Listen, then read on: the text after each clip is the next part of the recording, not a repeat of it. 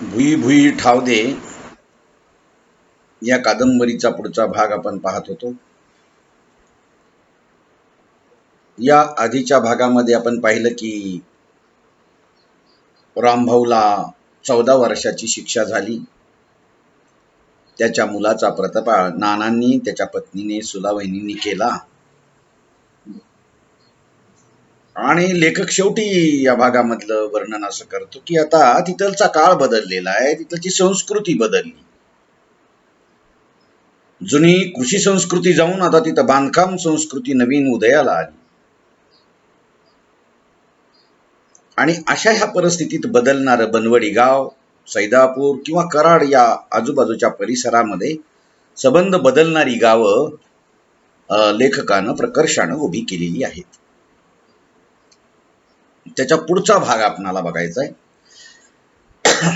नाना उसाच्या सरीतून चालत होते, एक एक पाऊल उचलत होते.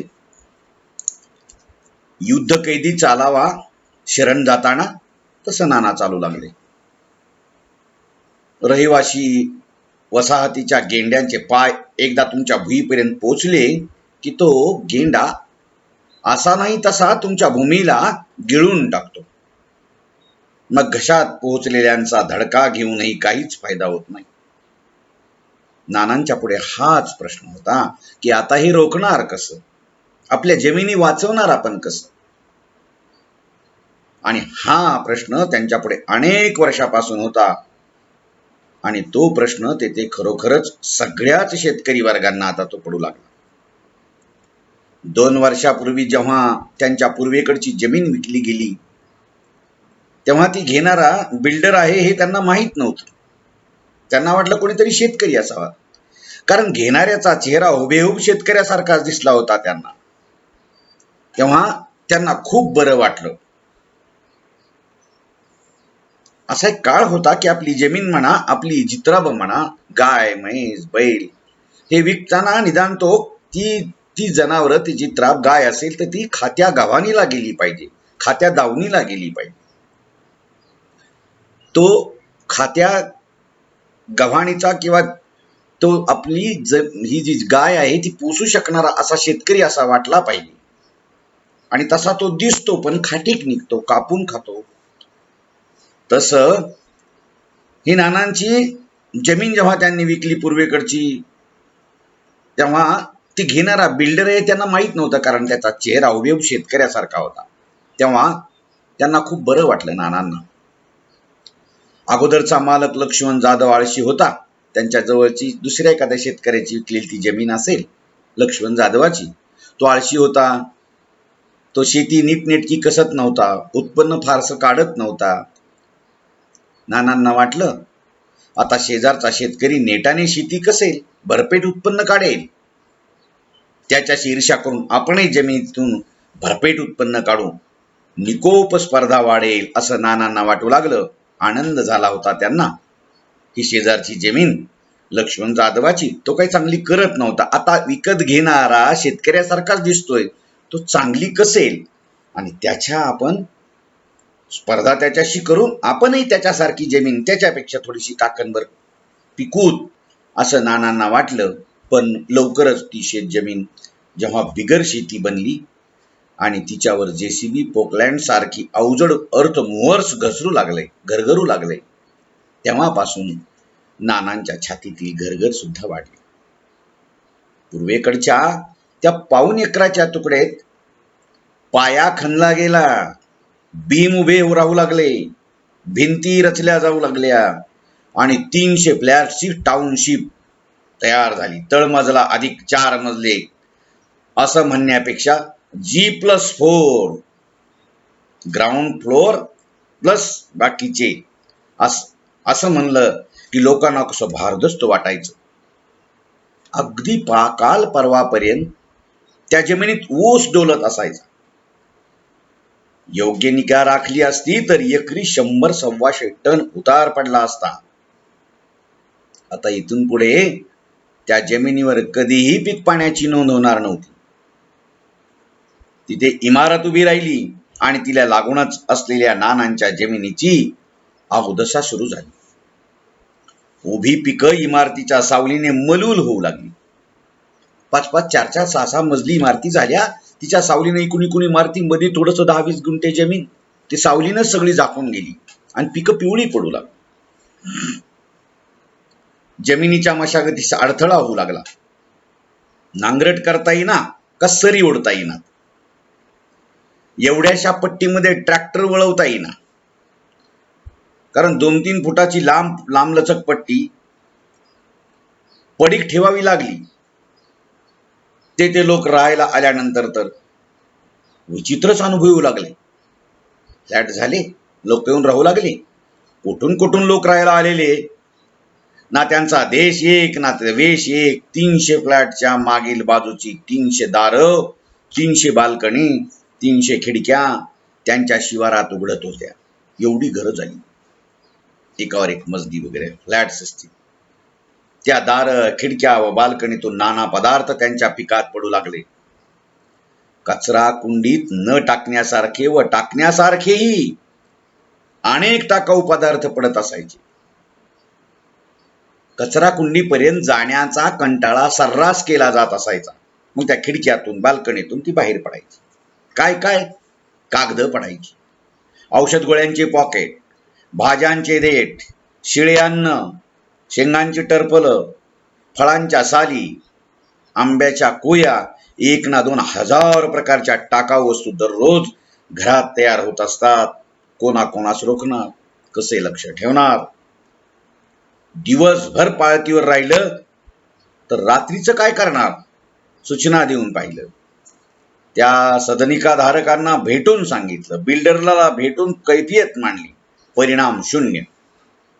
वस्तू रानात पडतच राहिल्या. बिल्डरने आस्थेपोटी सल्ला दिला, हे बघा, आता तेथे तुम्हाला जमिनीतून उत्पन्न काढणं अडचणीचं होणार. तिथे पिकं घेण्यापेक्षा ती पडीक ठेवलेली परवडेल. त्यापेक्षा तुम्हाला मित्र म्हणून सांगतो, चांगला पैसा सुटतोय. गुंठा 15 लाखावर पोचलाय. अहो, पैसा करून मोकळं व्हा. असं कोणी काही बोललं तर त्याच्यावर नाना रागवायचे. आधी तर ते रागवायचे, पण आता नानांनी असं कोणी बोललं सांगितलं ना, आता ते सोडून देतात. रागवण्यापेक्षा दुर्लक्ष करतात. त्यांचं म्हणणं सोडून देणं हिताचं आहे हे त्यांना स्वतःच्या अनुभवावरून अनेकदा कळलं. एक प्रकारचं व्यावहारिक शहाणपण त्यांना आता येऊ लागलं. 6 महिन्यापूर्वी जेव्हा ते याच वावरातून सर्व गमावलेल्या युद्ध कैद्यासारखे असाच विचार करत पावलं उचलत होते, तेव्हा विस्कीची एक बाटली भीरभरत येऊन त्यांच्या खांद्यावर आदळली. खांद्याच्या हाडाला भयंकर वेदना झाली. सुदैवानं ते मोडलं नव्हतं. ह्या वेदनेची कळ त्यांनी कशीबशी गिळली. त्या टोलेजंग इमारतीच्या कितीतरी दारं, खिडक्या व गॅलऱ्या होत्या. नेमक्या कोणत्या ठिकाणाहून ती बाटली बाहेर भिरकवली गेली हे सांगणं अवघड असायचं. अर्थात ज्या कोणी ती बाटली भिरकावली ती काही त्यांना मारण्याच्या उद्देशानं नसणारी उघड आहे. त्याने आपली आडगळ उसाच्या शिवारात भिरकवली. आता नानांच्या दुर्दैवानं ती त्या बाटलीच आडवे गेले, इतकंच. पूर्वेकडे सदनिका उभ्या राहिल्या होत्याच. लवकरच पश्चिमेकडे तसलंच एक टोलेजंग टाउनशिप उभं राहिलं. अगोदरच नानांचं शेत चिंचोळं होतं. सलग सावलीत गाडलं गेलं. दुपारपर्यंत पूर्वेकडची सावली आणि दुपारनंतर पश्चिमेकडच्या इमारतीची सावली. अखंड सावलीत दडपलेलं हे पिकाचं उत्पन्न काय निघणार. अहो, सूर्यप्रकाशाशिवाय पीक त्याचं अन्न कसं तयार करणार. म्हणून मग त्यांच्या चिंचोळ्या जमिनीची चारी बाजूने पड वाढली.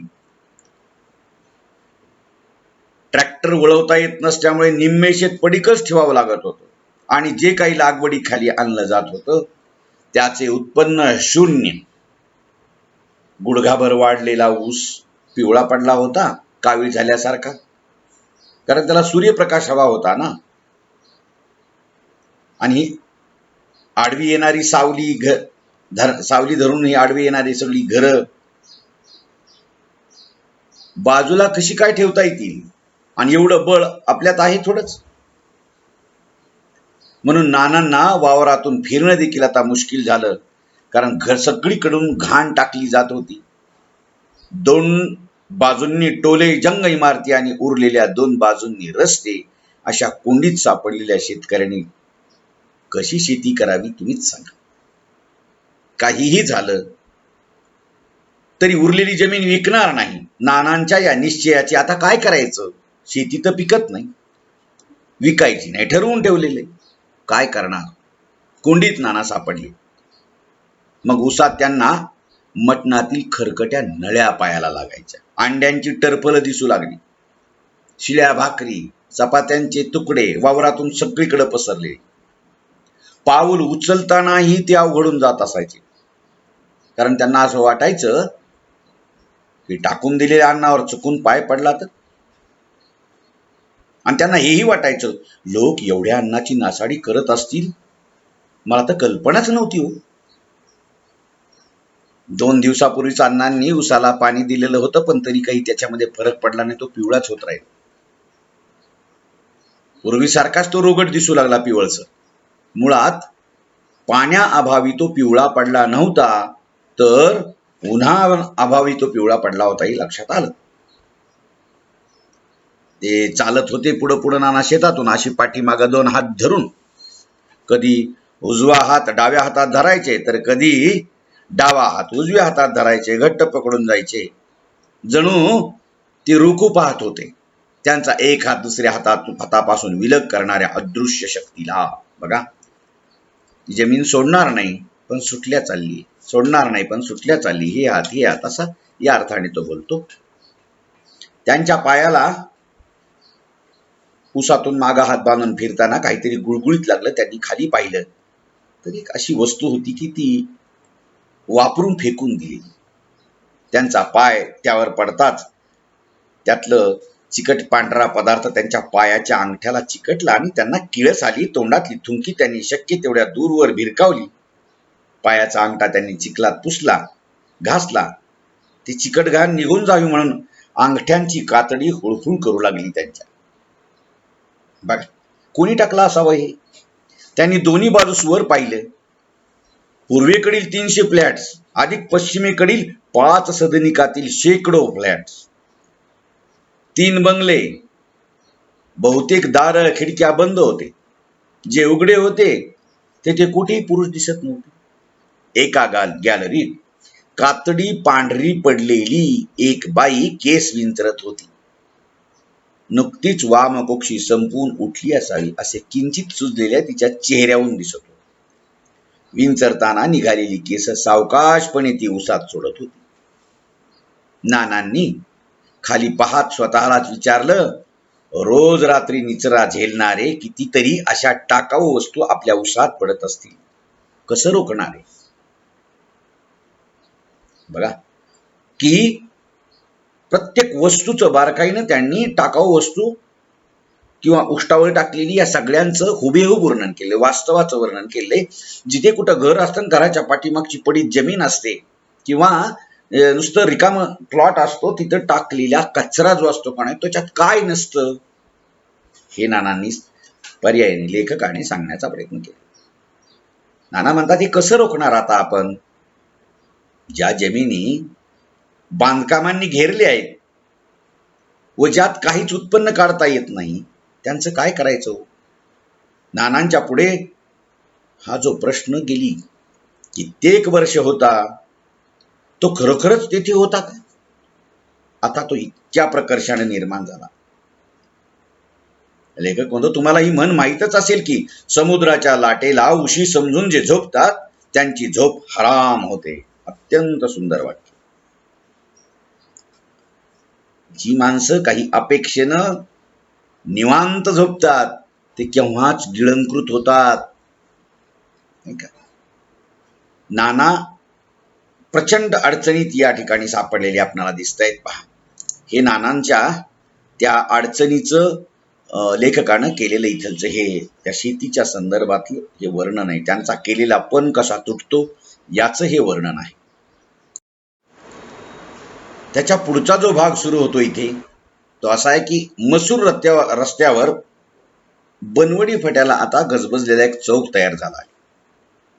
आजूबाजूला मोठमोठी कॉम्प्लेक्स उभी राहिली. वसंताचं तिथं दुकान आहे. भर चौकातल्या त्या कॉम्प्लेक्सच्या बेसमेंटमध्ये व तळमजल्यावर दुकान गाळे आहेत. बेसमेंटमधील गाळ्यामध्ये त्या गाळ्याच्या पाठीमागे पार्किंग आहे आणि वर तिन्ही मजल्यात रहिवासी सदनिका तयार झालेल्या आहेत. अर्थात वसंताचं दुकान आहे न चालणार. गिरायकांची त्याच्याकडे वानवा असणार. विकासकाला जागा दिली तेव्हा कशाचा तरी व्यापार उदीम करण्यासाठी एक गाळा हाताशी असावा म्हणून त्यांनी हा दुकान गाळा बुक केला. तेथे चौक निर्माण झाला. अलीकडे वेगाने नवीन वसाहती वाढल्याने चौक गजबजला. रिक्षाचा स्टॉप तयार झाला. बसेस तिथे थांबू लागल्या. वसंता शहरातल्या मुख्य बाजारपेठेतून होलसेल दराने सामान आणायचा आणि तो आपल्या स्वतःच्या दुकानात रिटेल दराने विक्रीसाठी मांडायचा. नव्या वसाहतीतील सगळ्या मध्यम वर्गात माहीत आहे तो वान सामान कुठून आणतो ते. मुख्य बाजारपेठ काही लांब नाही. 4-5 किलोमीटर म्हणजे किरकोळ अंतर. ट्रॅफिक जाम नसेल तर फक्त 5 मिनिटं वाहनात. बरं, सगळ्यांकडे 4 चाक्या दुचाक्या मुबलक. शिवाय 4-2 रिक्षा स्टॉपवर कायमच थांबून असतात. त्याशिवाय अधूनमधून बस असतेच ना. लोक मुख्य बाजारपेठेतूनच सामान आणणे पसंत करतात. त्यामुळे ह्या वसंताच्या दुकानामध्ये नियमित गिराईक नसायची. अचानक एखादी वस्तू जर संपली तर पाव किलो अर्धा किलो अशी काम चालाऊ खरेदी त्याच्या दुकानातून काही लोक करीत असायचे. ती खरेदी करताना देखील काही सलगपणा नसायचा लोकांचा. आज आले तर महिन्या 2 महिने. म्हणून विशिष्ट वस्तू त्याच्या दुकानातून नियमितपणे खपत असतील असं अजिबात नाही. त्यामुळे गिरायकाने चहा पावडर मागितली तर नुकतीच संपलेली असायची. कारण त्यानं कशाला आणील तो. लोकच आधी गिरायकच 4 महिने नसायचं. एकदा आलं ते देऊन टाकायची. पुन्हा ती पावडर आणायला आताच काही लागणार नाही म्हणून तो आणायचा नाही. एखादं गिरायक नेमकं त्या दिवशी यायचं, मग ती संपलेली असायची. तेव्हा त्याने मीठ पुढे मोठ्या प्रमाणावर विक्रीसाठी आणलेले असतात. पुन्हा त्याने चहा पावडर दुकानात आणून भरून ठेवली तर 8-10 दिवस चहा पावडरचं गिराईक बेपत्ता असतं. त्यामुळे दुकानात मागणी पुरवठ्याचा मेळ कधी बसतच नव्हता. दुकान चाललं पाहिजे, 4 पैसे मिळाले पाहिजे, घर चालवता आलं पाहिजे, अशा विचारानं वसंता घायकुतीस यायचा. अनेक खटपटी करायचा. मध्यंतरी त्याने दुकानासाठी फ्रीज खरेदी केला होता. त्यात त्याने दूध भाजी विक्रीसाठी ठेवायला सुरुवात केली. किराणा मालाचा उठाव होत नाही, किमान भाज्या तरी खपतील असा त्याचा उद्देश होता. त्या भाज्या तो या फ्रीजमध्ये जतन करून ठेवू लागला. क्वचित कोणी भाजी न्यायची. जेवढी भाजी विकली जायची त्याच्या दुप्पट भाजी नासल्याने सडल्याने वा वाळून गेल्याने टाकून द्यावा लागायची वसंताला. मग भाजीमुळं त्याला रोजचा 100-125 रुपयाचा तोटा सहन करावा लागू लागला. मग 4 दिवस 8 दिवस हा तोटा सहन केल्यानंतर गिरायकाचं सुरळीत रुटीन बसेल अशा आशेवर तो असायचा. आला दिवस ढकलायचा. पण रुटीन काही बसलं नाही. वसंताला वाटू लागलं, एक वेळ किराणा माल भरणं परवडलं, पण भाजी नको गड्या. 1-2 दिवसात नाही खपला तरी तो किराणा माल लगेचच काही नासत नाही, सडत तरी नाही. दुधाने तर त्याची प्रतिमा पांचट करून टाकली. दुधासारख्या नाशवंत मालाचा उठाव रोजच्या रोज होणं गरजेचं असायचं. मात्र तसं ते विकलं जात नसायचं. क्वचित विकले गेलेलं दूध गिरायकाने घरी जाऊन तापवायला ठेवलं की नासून पातेल्यात त्याचा घट्ट गोळा बनायचा. पुन्हा ते गिरायक त्याच्याकडून दूध कधी न्यायला परत यायचं नाही. दूध नासलं म्हणून सांगणारं, पैसे परत करा म्हणणारं, वाद घालणारं दररोज कोणीतरी दुकानात त्याच्या येऊ लागलं. मग अशा लोकांना समजावता वसंताच्या नाकी नऊ येऊ लागले. मोरावळे बाईंनी तर नासक्या दुधाचं पातेलं आणून दुकानाच्या त्या काउंटरवर आदळलं. पातेल्यातील त्या नासक्या दुधाचे ठिकळे थेंब असं आदळल्यामुळे दुकानाच्या काउंटर सगळीकडे उडाले. त्या मोरावळे बाई जोराजोराने ओरडत हात वारे करत त्याच्याशी हुज्जत घालू लागल्या. तेव्हा चौकातली बरीच लोक तिथं जमा झाली काय चालू आहे हे पाहण्यासाठी. वसंताला तेव्हा भयंकर मनस्ताप झाला. दुकान उघडायचं, त्याची झाडलोट करायची, सामानाची मांडामंड करायची आणि दिवसभर गिरायकाची वाट पाहत जांभया देत बसायचं. एखादा दिवस तर असा त्याचा वांझोटा उजडायचा की बोहनीही न होता रात्री त्याला दुकान बंद करावं लागायचं. शिवाय दुकान उघडल्यानंतर अगरबत्ती आणि संध्याकाळी डासांसाठीची वडी जाळायची हा जळाऊ खर्च त्याचा नियमित होता. आणि दिवसभर वाट पाहून आलंच एखादं गिराईक तर 100 किंवा 500ची नोट काढून पावशेर शाबू मागणार. म्हणजे ते चिल्लरसाठी चालेलं असायचं. आणि ते काय म्हणणार, मग त्या गिरायकाला वसंता म्हणायचा, अरे बाबा तुझ्याच हस्ते आता संध्याकाळच्या वेळेला माझी बोहनी होते.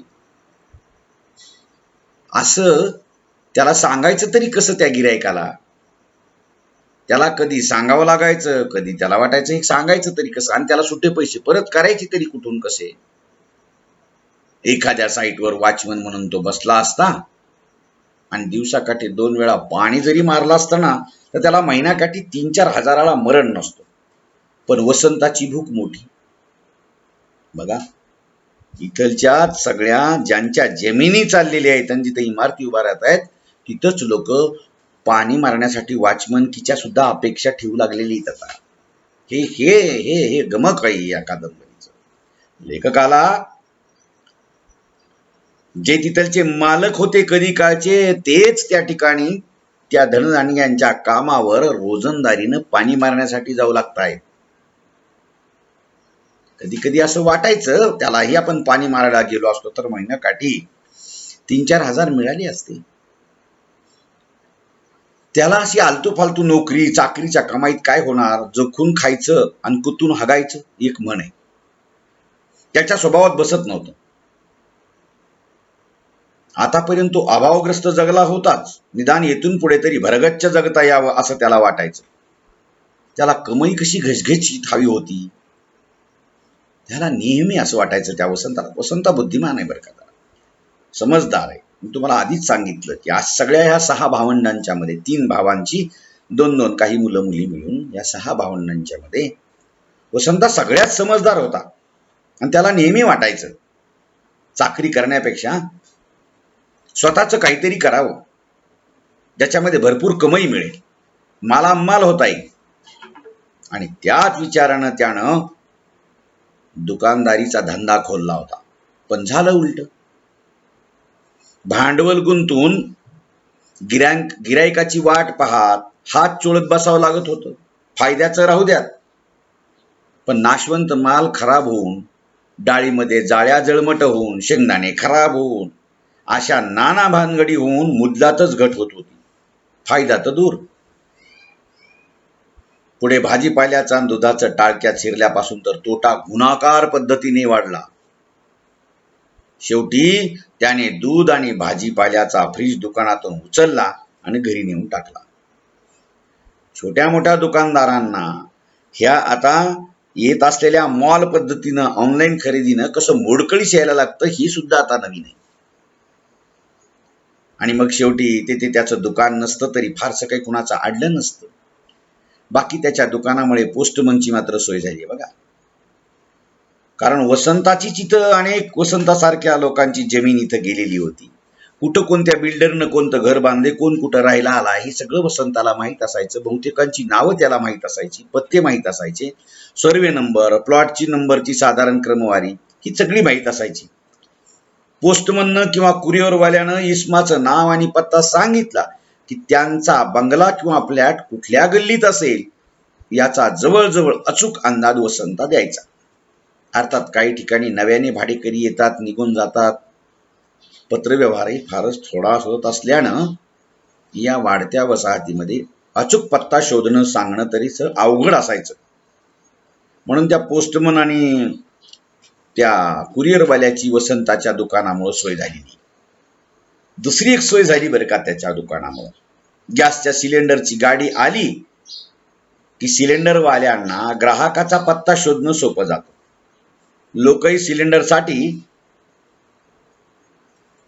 वा पत्रव्यवहारासाठी वसंताला त्यांचे राहण्याचं ठिकाण कोठे हे सांगू लागले. वसंताला नकळत त्याचा फायदा झाला, कारण त्या भागातील बहुतेकांची त्याला ओळख झाली.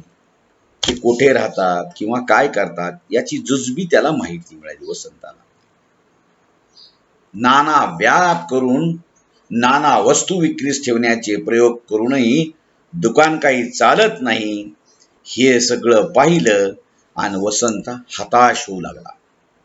दिवसभर तो काउंटरवर उभा असायचा, थकला की खुर्चीवर बसायचा. डाळी शेंगदाणे त्याच्या बरण्यावरून केविलवाणी नजर फिरवायचा. कित्येक दिवसापासून त्या बरण्यातला माल आहे तशाच अवस्थेत दिसायचा. बरण्यातला माल त्याला वाखोल्या दाखवायचा. त्या मालाचा उठाव व्हावा म्हणून काय करावे हे त्याला सुचत नसायचं. बघा की वसंत एखादा होतकरू मुलगा आपल्या परिसरातल्या आपल्या बापजाद्यांच्या, चुलत्यांच्या, काकांच्या, काकू अनेक नात्यातल्या लोकांच्या, गावच्या लोकांच्या, शिवारातल्या शिवतल्या लोकांच्या जमिनी गेल्या, त्या जमीन जाणाऱ्या आणि त्यातल्या त्यात एखाद्या होतकरू मुलाची ही या उतार्यातली एक हृदयद्रावक अशी ही कहाणी आहे. कारण एखादा आपण म्हणतो ना काहीतरी केलं पाहिजे माणसानं, तरुण आहेस तू काहीतरी केलं पाहिजे, अरे हो धंदा टाकला पाहिजे, नोकरी नोकरी काय मागं लागतो, त्यानं तेही करून पाहिलं. पण त्याचा छोटा मोठा धंदा सुद्धा भरभराटीला येऊ शकत नाही लवकर. त्याची कारणं काय असतात हे वास्तवाचं आजच्या स्पर्धेतल्या युगाचं हे वर्णन होतं. दुकान कसं आहे, दुकानातल्या बरणीतला माल तसाच दिसतोय कित्येक दिवसापासून, तर ते गिराईक तिकडे फिरकत नाही. आणि म्हणून वसंताला मात्र काय करावं, मालाचा उठाव कसा होत नाही, 4 रुपये मिळत नाहीत आपणाला आणि त्याला काहीही सुचत नाही. पण वसंताला आता जेव्हा काही सुचेल, जेव्हा तो त्या धंद्यात पडेल, तो धंदा खूप भरभराटीला येईल का त्यानं पुढं काय करेल, या सगळ्या गोष्टींचा विचार आपण याच्या पुढच्या तासात पाहूयात. आणि आपण आज इथं थांबूया. ठीक आहे.